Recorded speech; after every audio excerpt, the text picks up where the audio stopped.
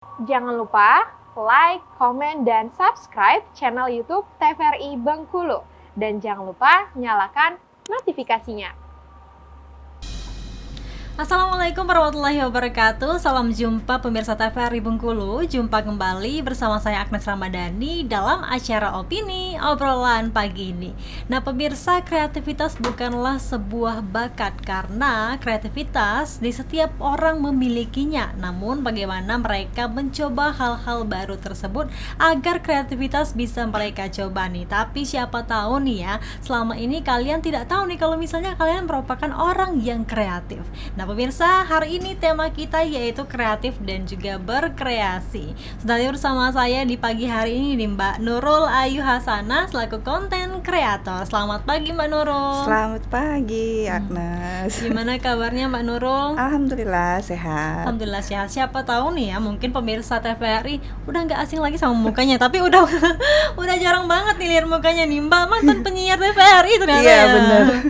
Udah lama ya, dari tahun 2016 sampai 2019 selesai kuliah langsung ke Jakarta waktu itu. Jadi TVRI-nya nyampe selesai kuliah aja. Nyampe selesai kuliah ya. Berarti kemarin waktu jadi penyiar sembari kuliah dong ya? Iya betul. Karena kuliahnya di Universitas Bengkulu ya. Iya. Jadi sambil kuliah terus sorenya itu kan baru siaran di jam 3 sore biasanya. Iya. Oke, jadi penyiar berita nih ya kayaknya. Enggak, saya di Program ya? di program. Di program. Iya betul. Mbak asli orang Bengkulu ya Mbak ya? Saya Lubuk Linggau aslinya. Kalau ke Bengkulu berarti merantau dong? Iya, benar. Tapi kakak-kakak itu sebenarnya semuanya di Bengkulu. Jadi banyak keluarga juga di Bengkulu. Kalau aslinya Lubuk Linggau. Aslinya Lubuk Linggau. Waktu itu jadi konten kreator ini sudah berapa lama Mbak? Kalau konten kreator sebenarnya saya lakukan itu semenjak menikah ya. Jadi sebelumnya itu usaha, tapi sekarang itu sembari menjadi konten kreator juga usaha juga gitu loh. Jadi usaha terus juga konten kreator ya? Tapi Betul. usaha dulu ya? Iya, usaha dulu. Usaha dulu. Waktu itu kenapa sih emangnya terpikir untuk jadi konten kreator ya setelah menikah ya? Iya, karena gini, usaha itu kan dulu awalnya itu bergerak di bidang sepatu ya. Jadi semua tukang itu kan dia di Jakarta gitu. Nah, sedangkan kalau udah menikah itu kan jaraknya kan udah beda ya, udah di Bengkulu gitu kan. Jadi kalau semisalnya di sini tuh kayak udah beda gitu loh. Kalau udah menikah kan udah fokusnya itu ke keluarga sama anak ya. Jadi kayak gimana kalau kita itu di rumah tuh bisa tetap produktif gitu loh. Nah, jadi hal yang menarik sekarang itu memang untuk menjadi konten kreator gampang gitu loh buat ibu rumah tangga pun ya. Bisa menghasilkan dari rumah. Karena dengan konten kreator itu kita bisa belajar juga kan. Belajar intinya kayak menjadi seorang ibu itu kan bisa dibagi gitu loh. Konten kreator kan itu sekarang udah banyak ya, konten sosial media yang menjadi wadah, menjadi wadah buat kita itu bisa berkreasi gitu. Kalau menjadi konten kreator menurutku ya nggak ada batasan gitu loh. Jadi kayak ibu rumah tangga juga bisa menghasilkan di rumah dengan menjadi konten kreator. Karena kan selain media juga kayak salah satu brand ya yang kayak tempat belanja ya. Kalau sekarang ini saya jujur lagi bekerja sama seperti bekerja sama satu tempat pusat perbelanjaan online ya, dan itu sangat menghasilkan gitu loh. Selain menjadi konten kreator, kita cuman membuat konten gitu loh, tugasnya membuat konten tapi bisa menghasilkan. Jadi buat saya ibu rumah tangga itu nggak cuma ya udah duduk-duduk di rumah santai. Cuma kita bisa berkreasi dengan membuat konten, menjadi konten kreator. Jadi gitu. konten kreator. Iya. Berarti emang awalnya itu terpikir karena waktu itu berbisnis ya, sembari berpromosi ya media sosial gitu. Iya, karena udah bisa dimanfaatkan ya. Sosial media itu kan udah bisa dimanfaatkan gitu loh. Berarti sebenarnya dampak media sosial, apalagi konten-konten yang sudah buat dengan bisnis Mbak itu sangat menjanjikan ternyata. Sangat menjanjikan gitu. Karena kalau misalnya dengan adanya konten ya, itu bisa meningkatkan penjualan satu. Kalau kita di zaman sekarang itu kayak kita nggak bisa buat konten, itu bakal mati gitu loh. Iya. Apalagi kalau misalnya kita usaha di bidang yang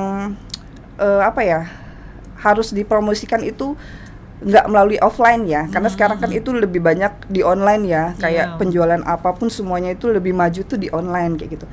Karena banyak kelebihan, satu nggak sewa tempat gitu kan ya. Jadi bisa lebih berhemat. Terus yang kedua ya bisa berkreasinya itu lewat konten. Iya. Berarti emang sebenarnya produktif buat kontennya itu ketika menikah ya. Waktu sebelumnya di bisnisnya itu memasarkannya melalui apa?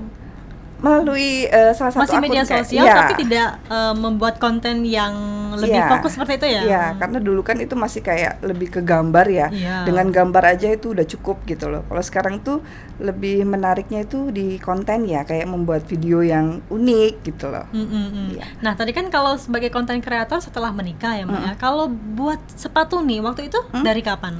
Itu dari selesai kuliah. Dari selesai kuliah. Ya, jadi kan dulu sempat di TVRI ya, 3 tahunan kalau nggak salah. Jadi sembari kuliah itu ikut siaran di sini ya. Nah, udah itu kan berangkat ke Jakarta ya, jadi sempat kayak habis kerja ngapain gitu kan. Terus iseng gitu ke salah satu kayak pasar yang memang tempat khusus membuat sepatu. Iya. Jadi kayak ini kayaknya bagus nih buat usaha ya, karena kan memang sebenarnya ukuran kakiku itu emang agak panjang, jadi agak susah memilih sepatu ya. Jadi berpikir gimana ya kalau semisalnya bikin sepatu sendiri gitu loh. Awalnya buat sendiri, terus lama-lama kayak ini boleh nih dijual gitu. Dan ternyata ya memang sangat menjanjikan. Awalnya gitu. Buat sepatu sendiri? Iya. Jadi belajarnya emang dari mana waktu itu? Enggak, jadi tukangnya itu udah kayak ini buat heels gitu loh, ini buat flat shoes gitu. Mereka udah ada polanya gitu. Jadi tinggal kita aja yang request mau modelnya tuh kayak gimana gitu. Waduh, berarti di Jakarta tapi ya. Iya. Berarti emang masih sampai sekarang kolaborasinya masih dengan Jakarta ya untuk buat sepatu. Cuma sekarang itu kayak karena kan udah ke anak dan suami. Jadi kayak sepatu itu di nomor 2 kan gitu loh. Kalau misalnya ada yang pesen baru saya buatin gitu. Karena kan promosinya ya. Jadi sekarang tuh lebih fokusnya di yang kreator ini. Karena kalau kayak sepatu itu kan harus ada quality control. Jadi kalau misalnya kita tetap stay di Jakarta, itu baru enak gitu loh. Nah, jadi sekarang tuh nggak yang kenceng banget kayak dulu gitu, karena kan harus dicek dulu kan. Gitu. Waktu itu pasarannya masih seputar Jakarta atau malah sudah bawa ke Bengkulu? Apa? Untuk sepatunya tadi ya? Sepatunya kalau yang untuk di online udah ke seluruh Indonesia. Jadi kadang dari Malaysia pun ada yang beli kan, karena jadi kan worldwide gitu kan sistemnya ya. Kalau yang di Bengkulu itu sempat buka toko. Kalau di Bengkulu? Ya, toko itu 2 tahun ya di sini. Terus sekarang udah online aja. Sempat di sini juga buat toko, sewa toko gitu. Berbisnis sambil berkonten ya berarti ya. Sama-sama menghasilkan nih ya.